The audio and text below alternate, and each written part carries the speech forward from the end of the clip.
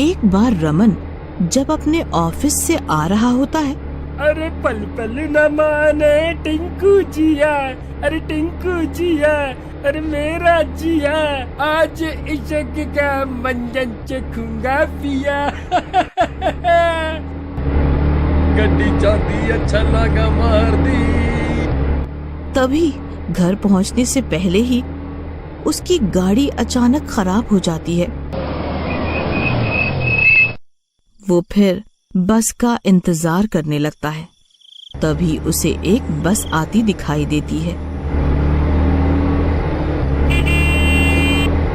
और वो खुश हो जाता है। रमन बस में चढ़ जाता है और टिकट नहीं लेता। बस में भीड़ होती है तो रमन सोचता है, मैं आज टिकट नहीं लूंगा क्योंकि बस में भीड़ बहुत है, किसी को पता भी नहीं चलेगा और मेरे पैसे भी बच जाएंगे। किसी तरह जब कंडक्टर टिकट के लिए पीछे जाता तो रमन आगे आ जाता और कंडक्टर के आगे आने पर रमन पीछे चला जाता। इस तरह वो टिकट ना लेकर बहुत खुश था। कुछ देर बाद रमन कुछ अजीब सा महसूस करता है, जैसे उससे कोई डरा रहा हो। उसे डरावनी सी आवाजें आने लगती हैं।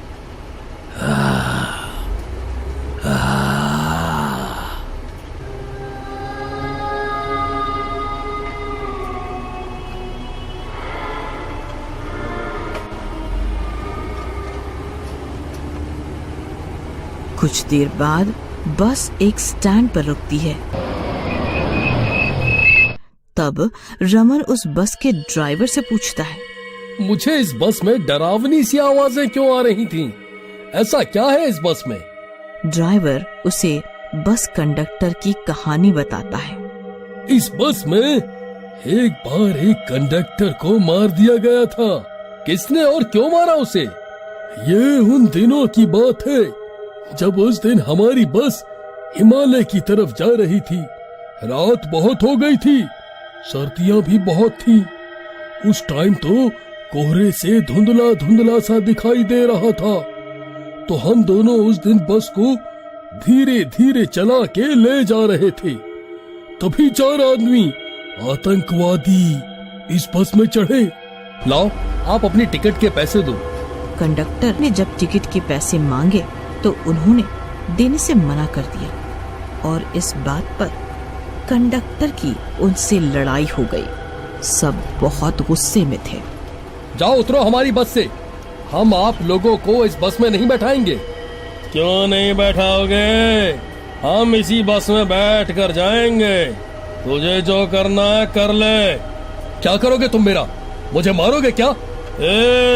ज्यादा बकवास ना कर, वरना ये चाकू देखा है, एक बार में आर या पार। चुपचाप जा यहाँ से, वरना मारा जाएगा। हमसे मत उलझ। चल चल, ये धौंस किसी और को दिखाइयो। अभी के अभी उतरो यहाँ से, वरना पुलिस को बुला देंगे। अभी तुम गुंडे हो गए अपने घर के, यहाँ डराने की जरूरत नहीं है। गर्मा गर्मी में बहस छिड़ जाती है और नौबत हाथापाई तक पहुँच जाती है। बस रोको, ये आतंकवादी बस में घुस आए हैं और बिना टिकट लिए ही बैठना चाह रहे हैं। अगर बस रुकी तो तुम सब के सब मारे जाओगे। ये बस अब हमारे अंडर है, बस नहीं रुकनी चाहिए। ये सब देख के बाकी की सवारियां परेशान हो जाती हैं और चिल्लाने लगती हैं, क्योंकि उन्हें अपनी जान का खतरा दिखने लगता है।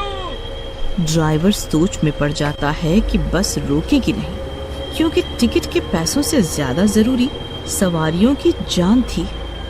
मारपीट में गुस्से में आतंकवादियों ने उस कंडक्टर को चाकू से मार दिया। तब से वो अब भूत बन गया।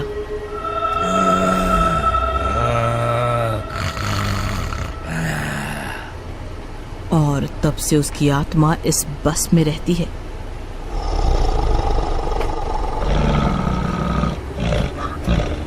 और उन आतंकवादियों का इंतजार करती है। ये सब सुन के रमन सदमे में आ जाता है और पूछता है, क्या सच में ऐसा हुआ था? हाँ हाँ, यही सच है। लेकिन ये आत्मा मुझे क्यों डरा रही है? मैंने तो कुछ नहीं किया इसके साथ। तुमने भी शायद टिकट नहीं ली होगी, तभी वो आपको परेशान कर रहा होगा। मैंने भी टिकट नहीं ली। नहीं, मुझे माफ कर दो।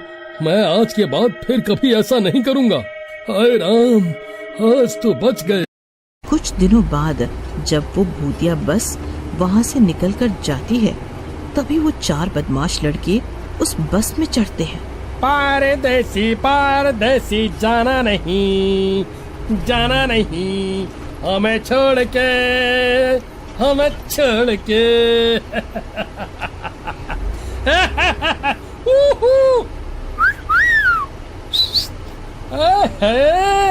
और बस में बड़ा ही शोर शराबा करते हैं, हंसते हैं और सबको परेशान भी करते हैं। लो भाई, आप चारों भी टिकट लो और उनके पैसे दो।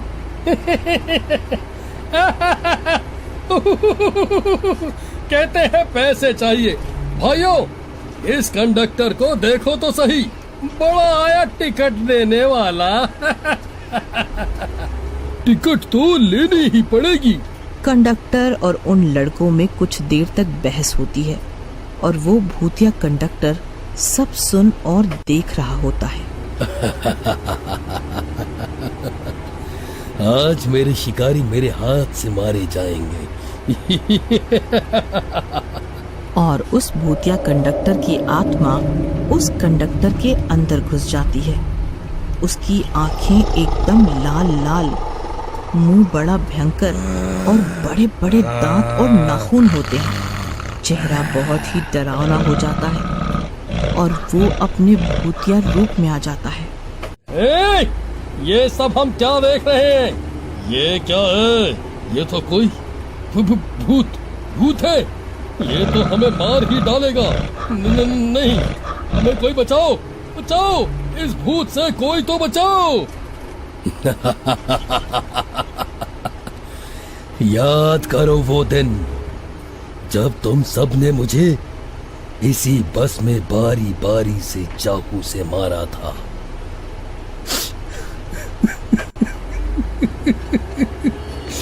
क्या कसूर था मेरा? मैं तो इसकी तरह ही टिकट के पैसे मांग रहा था तुम सब से, लेकिन तुम सब ने मुझे तड़पा के मारा।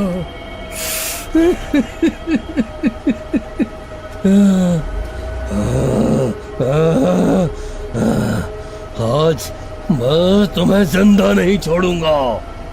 नहीं, ऐसा मत करो, हमें माफ कर दो। हम फिर कभी भी ऐसा नहीं करेंगे। अब तुम सब मुझसे बचकर कहाँ जाओगे? भागो, कहाँ भागोगे? नहीं जाने दो, हमें छोड़ दो।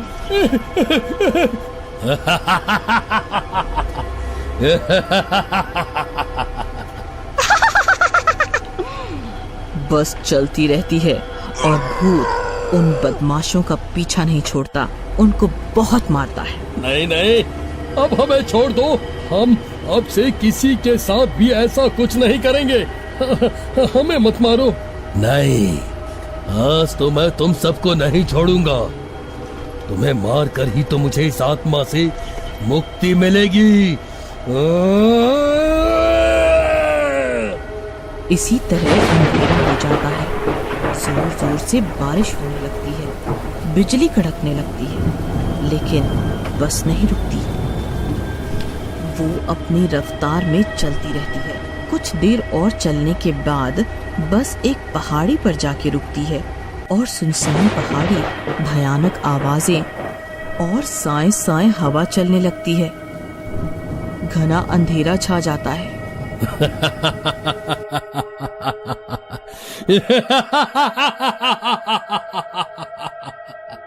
और उस भूतिया कंडक्टर की आत्मा उस बस कंडक्टर के शरीर को आजाद कर देती है और वो बस कंडक्टर भी बहुत खुश होता है और वो बस भी भूतिया कंडक्टर की आत्मा से मुक्त हो जाती है और सभी बहुत खुश होते हैं।